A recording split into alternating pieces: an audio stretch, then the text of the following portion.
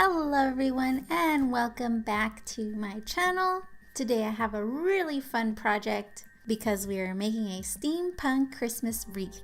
I have had a steampunk Christmas tree for a few years now and I really wanted to add a wreath this year to my decor.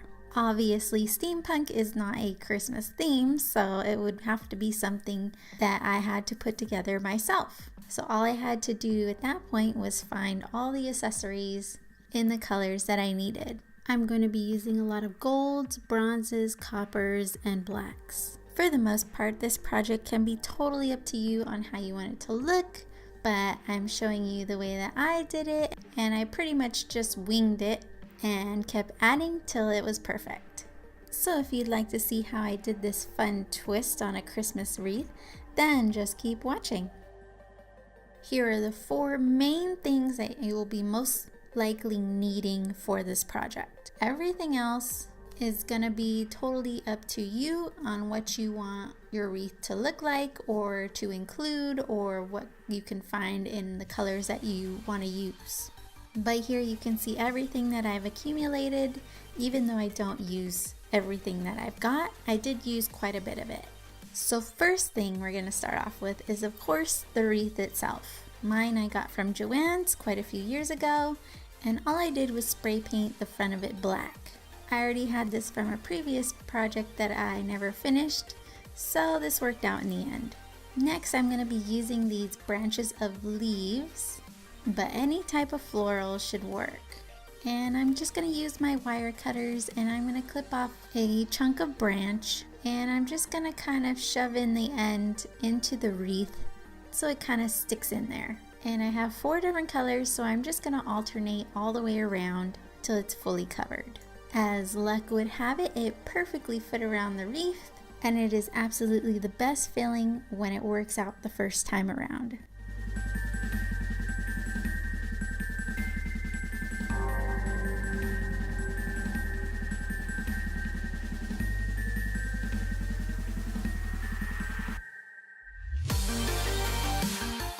Once I'm happy with the placement of everything, I'm going to take my floral wire and I'm going to cut off a piece about 2 or 3 inches, and I'm going to secure each little branch to my wreath. So I'm just going to wrap the wire around both of them where it's a little inconspicuous, and I'm going to twist it around and cut off the excess wire hanging over.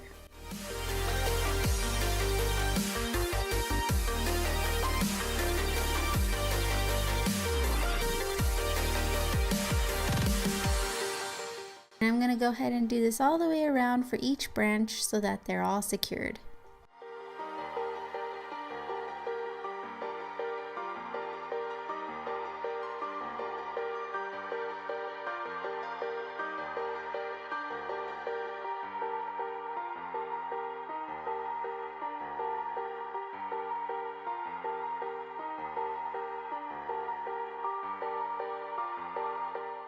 Next I had bought some fairy lights, and this one had 100 bulbs on it, and I'm gonna decide which side I want to be the bottom, and I'm gonna leave a little excess wire on the end with the battery pack just in case, and I'm gonna secure this much down to my wreath.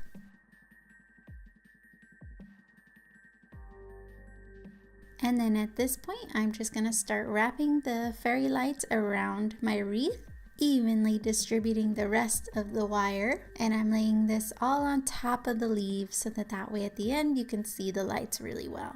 Then I can secure that other end and add my batteries. And this is what I should have so far. Then I bought this strand of bronze plastic beads, and just like the fairy lights, I'm going to start at the bottom and secure the end in the back with some floral wire.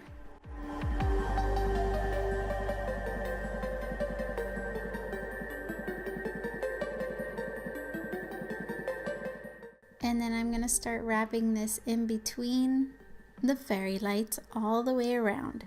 And for these, I'm going to tuck a little bit underneath the leaves, just so you can see hints of it throughout the wreath.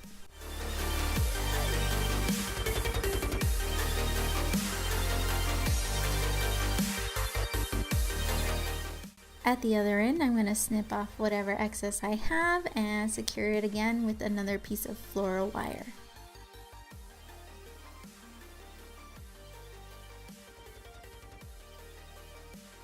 At this point, I'll make any little adjustments I want to make so that it looks the way I want so far, and I'll put this aside.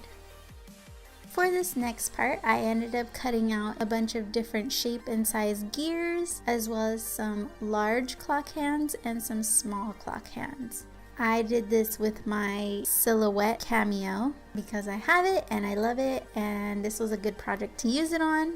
But I will leave a printout of the patterns that I used down below and trace and cut out each shape for however much you want or need. But this is where you can be creative and make your own gears or find your own images just by doing a simple Google search. I cut these out on cereal box cardboard, which worked out pretty perfectly, but you can use anything from craft foam, cardstock, or whatever you have on hand. So to start painting these, I'm just going to paint each piece with some paint primer so that all my paint has a good base. And then I'm going to take some black, some brown, and some yellow. And I will randomly start selecting each piece to paint in. And while I'm painting, I'm making sure to get in all the little crevices and spots so I don't see any more white. I will leave a list of the paint colors that I used down below for you. That way, if you like the colors that I'm using, you can grab them for yourself. Once all your pieces are painted and dried, I'm going to go back with some metallic paints now. So I have a metallic gold and metallic bronze.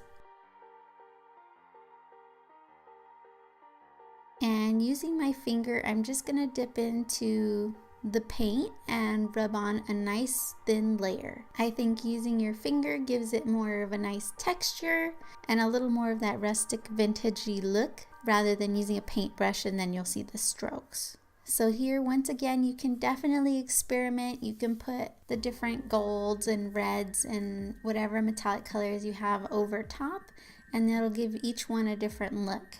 This whole painting part was just so relaxing, and I just sat and painted each piece while listening to Christmas music to get into the spirit, and this is your project. So once again, just have fun with this.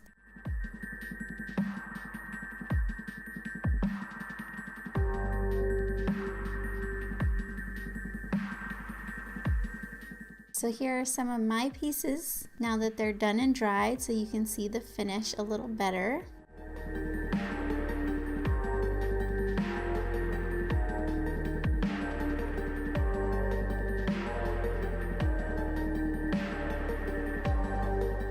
And now we're going to move on to the gear-like snowflakes. The first one is going to be a medium-large gear, and it's going to have 6 small clock hands around the gear. And this is where we're going to start hot gluing together. I got the inspiration for all 3 of these from Pinterest, so you can definitely look up steampunk ornaments and kind of get an idea of how those are made and kind of find gear pieces or create gears similar to what you see. But I thought that the clock hands were a perfect touch to make this snowflake look.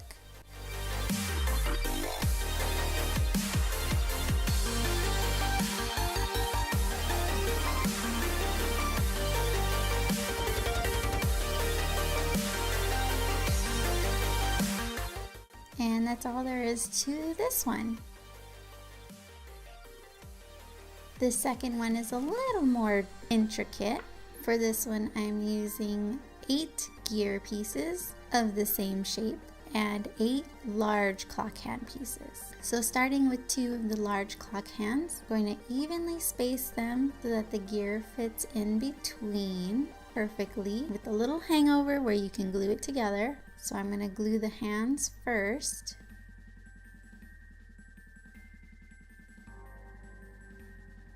And then I'll flip them over and add a little glue to the back and attach the gear.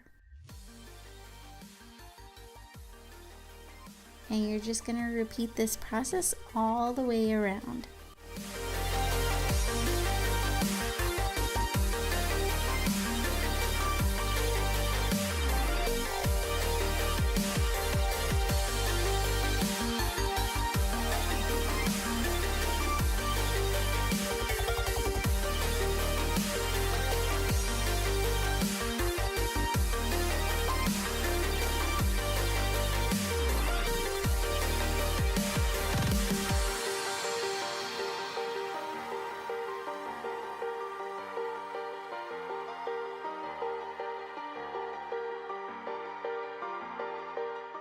The last snowflake is going to be using 6 large clock hands and 6 small clock hands. So I'm going to start with 2 of the large opposite of each other to help guide me on my spacing. And then I'm just going to alternate. I'm going to add 2 small clock hands and then another 2 large. And I'm going to continue this all the way around. The one thing I wish I did differently with these is that I used a thicker material like a craft foam. That way they would last a little bit longer, because these ended up being a lot more delicate once they were cut out and painted. Otherwise, I would have doubled up on the thinner pieces to make them a little sturdier. Next, I cut out a rectangle about the size of my inner wreath, and I just painted this black. I'm going to put a hole punch on each corner for attaching it later. And on this, I'm going to glue my Merry Christmas letters that I ended up cutting out as well. And once I have them evenly lined out, I am going to hot glue these down.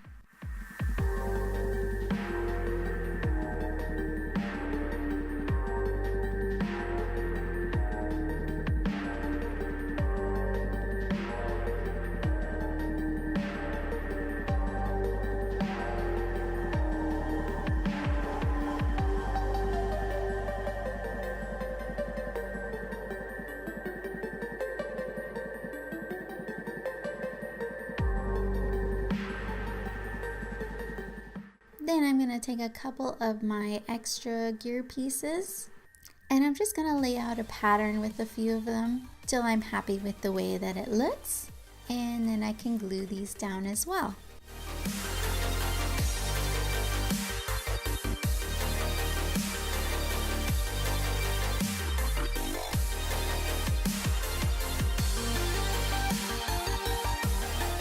Before I go and attach my sign, I'm going to add a tiny piece of Scotch tape over each of the hole punched hole just to give it a little bit more security.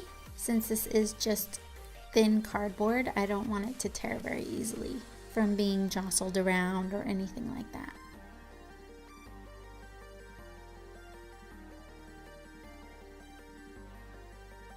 I'm going to cut 4 pieces of about 4 inches of floral wire, and I'm going to stick one in each hole and fold it in half.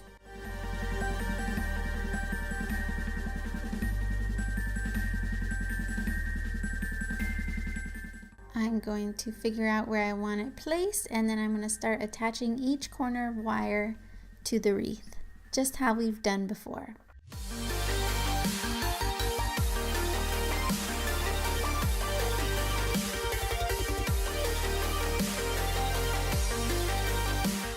Then I'm going to take my snowflakes and I'm going to place these where I want, and then I'm going to hot glue these down till they're secure.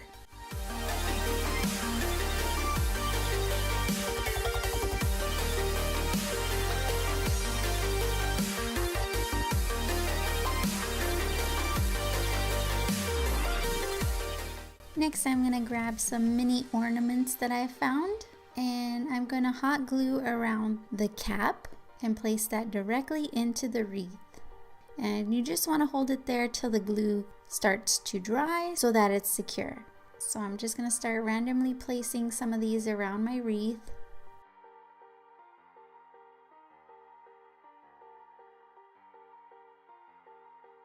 And then I also found some small black and gold ones, and I'm going to continue doing the same thing, randomly placing them around my wreath.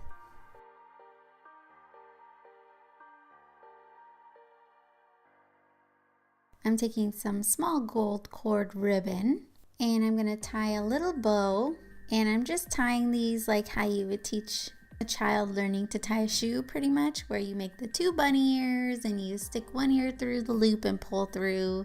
So I'm not doing anything fancy, I'm just tying a basic little bow to the size that I want. And I'm going to go ahead and make about 5 or 6 of these.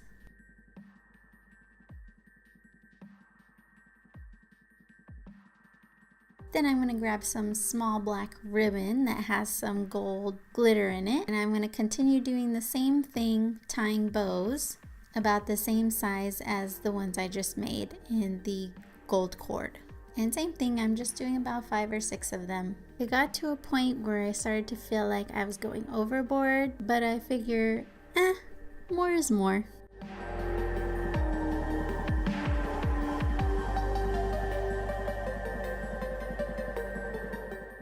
Once I have what I need, I'm going to glue the bows together in the middle.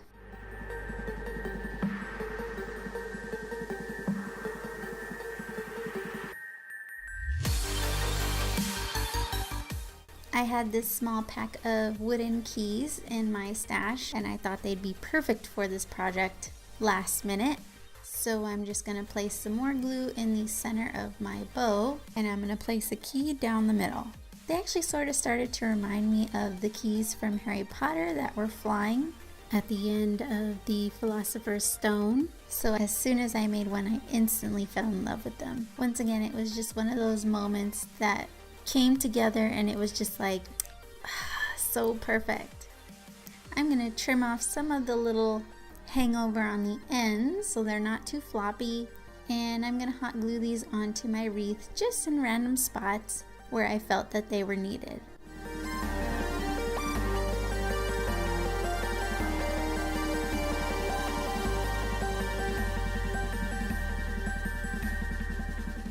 The last thing I'm going to add is some chain, and this is just jewelry chain from Michael's that I had in the antique gold and copper colors.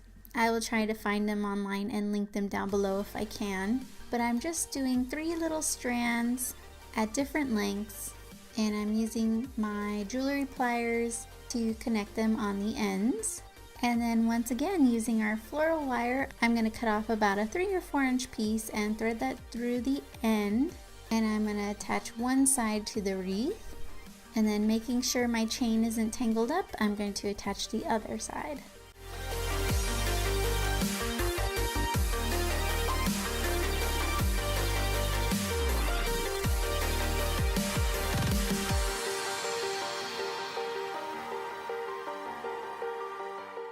We need to secure the battery pack, so I'm going to secure mine to the bottom, and I'm going to take a big piece of floral wire and I'm going to thread that through the center of my wreath and up around the battery pack. And I'm going to do this twice because in the end I don't want to permanently attach it, since I will most likely need to change the batteries at some point. So I needed a way to easily attach it and unattach it. So just twist the wire around and leave the excess wire just folded over. You don't want to cut it off too short. That way it's easier to take off and put on later on. The last thing that I'm adding to my wreath is a larger, thicker black chain, and this is what I'm going to use to hang my wreath up. So I'm going to wrap it around, making sure it's tucked under all my leaves and lights and ornaments. I'm going to measure out how much I want, and then once again using my pliers, I'm just going to take off the excess chain and chain the 2 ends together. And at this point it is finished. Oh man, I'm so in love with this wreath. Like, I can't stop staring at it. It's so pretty. And now I have the perfect wreath to match my Christmas tree. And I will be so sad at the end of Christmas when I have to take it down and put it away till next year. Everyone's wreath is gonna come out differently just from what's available to you and the colors you wanna use. But I think wreaths are such a relaxing project. And they're just so fun because a lot of the times you just kind of wing it, and in the end you'll come out with a super spectacular project. If there's any of the pieces that I can find online, I will link those down below for you, as well as the gear and hand pattern pieces and the Merry Christmas lettering. I really hope you enjoyed this tutorial. It's one that I've been excited to do since I thought it up, and I have been going crazy collecting pieces for it. Please subscribe and hit the little bell to make sure you get notified when I upload. I plan to have a couple more Christmassy tutorials coming soon. So I thank you all so much for watching, and I'll see you guys next time. Bye!